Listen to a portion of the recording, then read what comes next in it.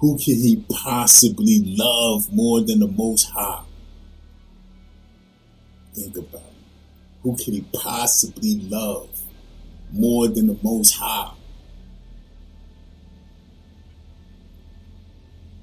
So wouldn't the Most High feel some type of way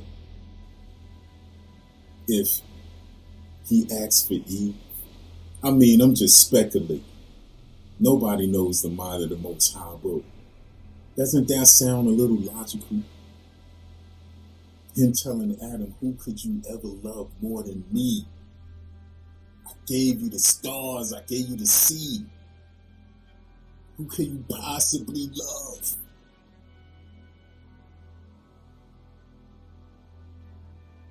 It was Eve. It was Eve.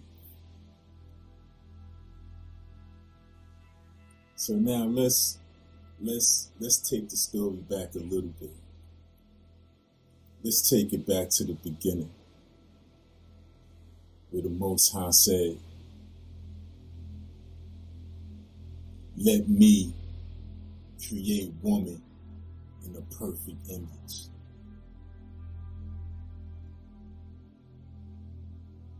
And he said about making the stars and the planets and aligning the galaxies, separating the seas, the waters, the land.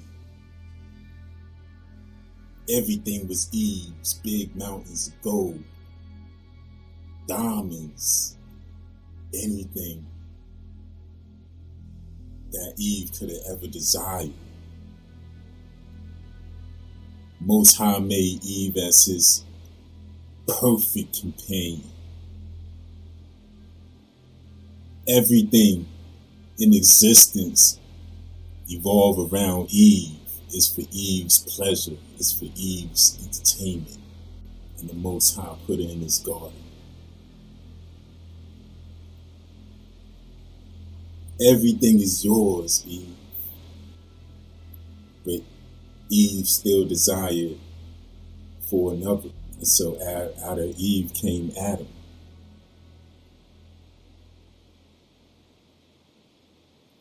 I mean, I'm not the Most High, but I mean, wouldn't you think that would break the Most High's heart? To see his first love, his creation, something that he sculpted and molded and built for his pleasure and his pleasure alone, to desire another.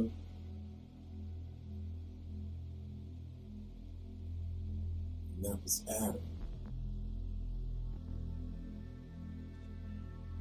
Yeah.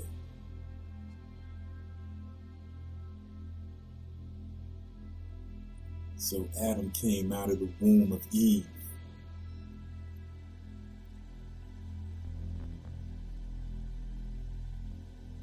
Who can you love more perfectly than the Most High? So now we got the story of the whole Bible. You know, the story of man from the beginning all the way up into the present day. And the whole Bible is built off of beautiful trauma, gains and losses, atrocities, rapes, murders, losses. It's the story of man. It's the story of when man chose Eve, or Eve when Eve chose man. It all depends on how you want to look at it. The stories run parallel to one another.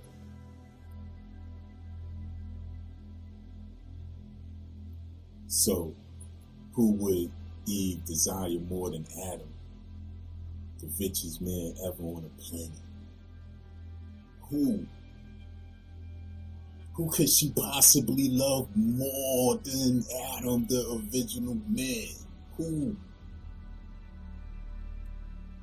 Someone that was created in the image of the Creator himself.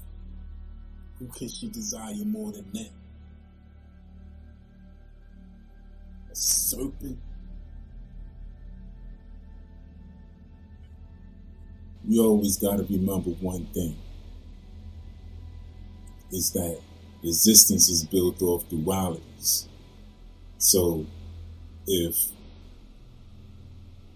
Eve wasn't the duality of Adam, then that means that Adam's duality is out there. Adam's duality is out there. The opposite of Adam is out there. And who you think the opposite of Adam is? Whatever conclusion you come to, because I'm going to let y'all come to your own conclusion on that. Eve chose Adam's duality, his lowest self, his imperfect self, instead of the original. Yeah. If you got an upright man that's created from the creator itself, the Most High, yeah, then you gonna have one that's slithering on his motherfucking belly. You're gonna have a stone cold hateful snake. Because the original man is built out of love and compassion. Highest forms of creativity. So we could start with the first heartbreak. What is beautiful trauma? It's the first heartbreak between Adam and Eve, or between the creator and Eve, or the creator of Adam. All the stories run parallel to one another, no matter how you look at it. But what determines the understanding of how you're looking at it is if it's connecting with your soul. The story's going to be told the same way. How does deferred love, how does deferred dream turn into a nightmare? Civilizations, kings coming into existence, rulers of empires, people being thrown into slavery, hardships, sacrifices. It's all in there. And when you look at your life in comparison to that, and understanding that the Most High made this world perfect. This world was made perfect, perfectly for you. Everything provided. Water for you to drink. Sunlight so that you could bathe in. Oxygen that you could breathe. The whole planet loves you. The whole of existence loves you. Even the moon ceased to synchronize it with your rhythms. But then it was hate, heartbreak.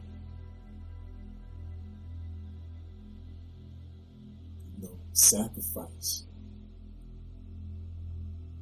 And so we here now telling our stories. We telling about the trauma that was made beautiful.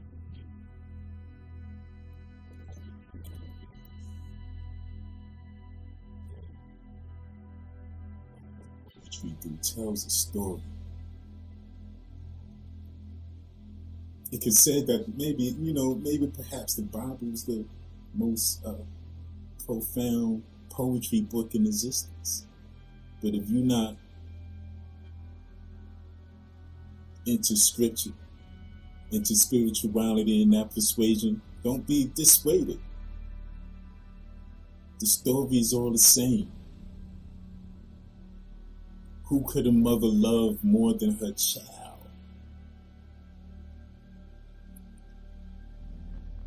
Who can the child love more than the mother? Who?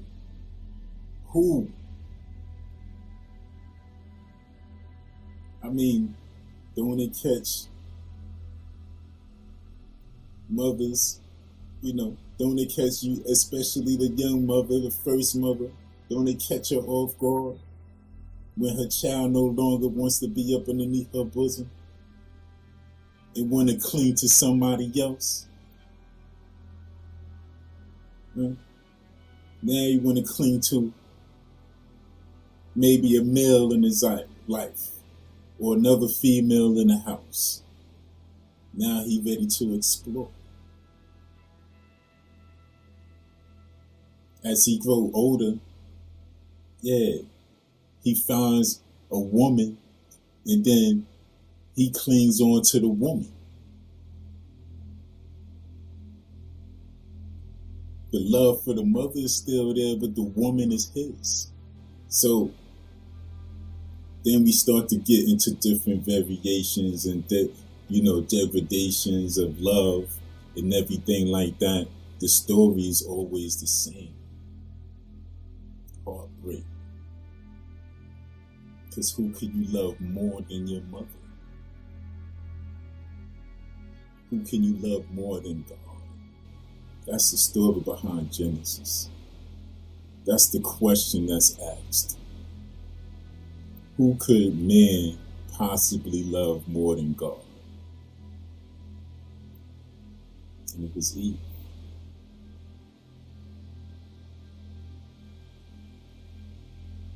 So when we start with love, we understand now the sacrifice that the Most High made when He sacrificed His Son, Jesus Christ, to the cross. There's a sacrifice made, talking about the Creator's Son. The Creator's Son. He sacrificed. Do you know what kind of heartbreak that is? That's the highest form of sacrifice. Some of us sacrifice money. Some of us sacrifice comfort, or some type of luxury, or some type of material thing, or a vacation, a trip, for the greater good of something else that they desire. But nobody is asked to sacrifice their only begotten Son. Their only begotten Son. Perfect. You talking about Christ. Christ is the flyest nigga in the world. Let's establish it from that. When you think about a Malcolm X, when you think about a Marcus Garvey, a Toussaint Louverture, when you think about these type of niggas, you gotta take these type of niggas and crunch them all together and turn them into one, and then multiply that shit a couple of 100 times. This is Christ. Come on. You know what I mean? Yeah. He got sacrificed on the cross, man. He could have fought back.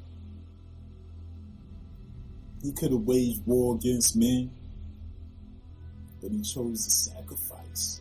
He chose the will of the Creator.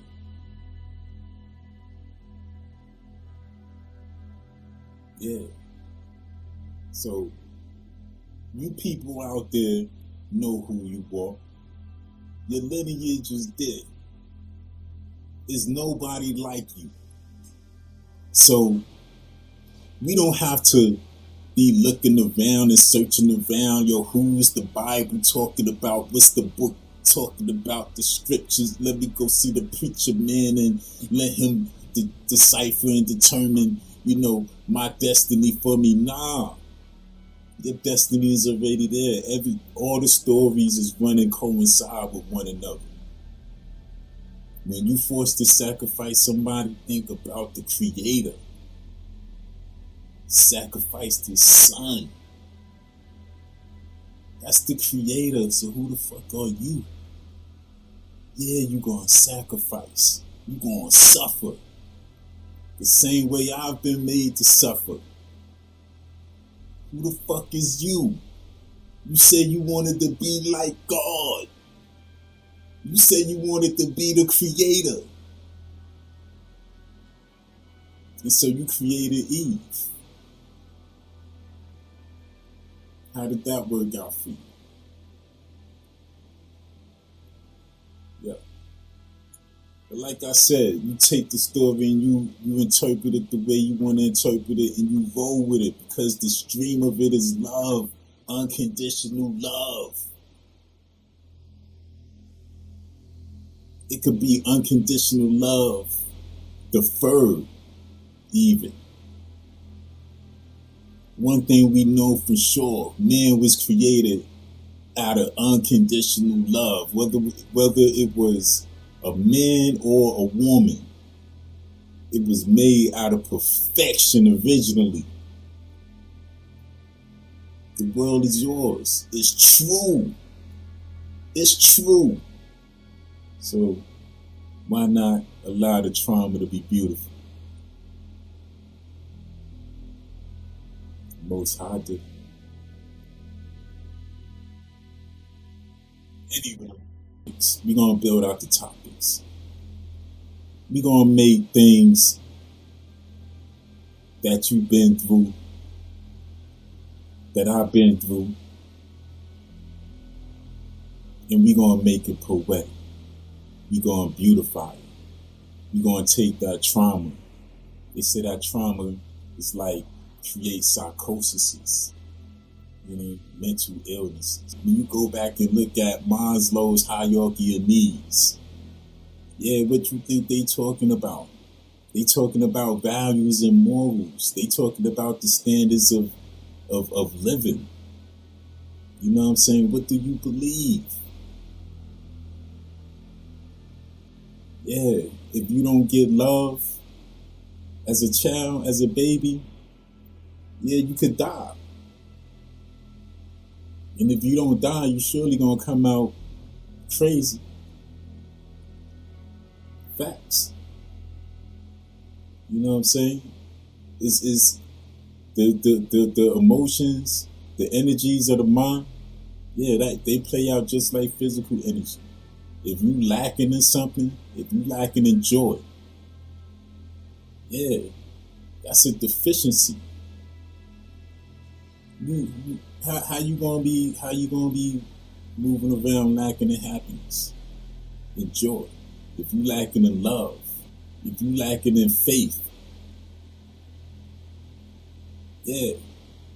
deficiencies. So that's what the trauma brings. And that's what poetry helps us to understand and get back in touch with. It's a powerful tool, yo. Hope y'all stick around for more. This is Lee Crimmins, and I'm out.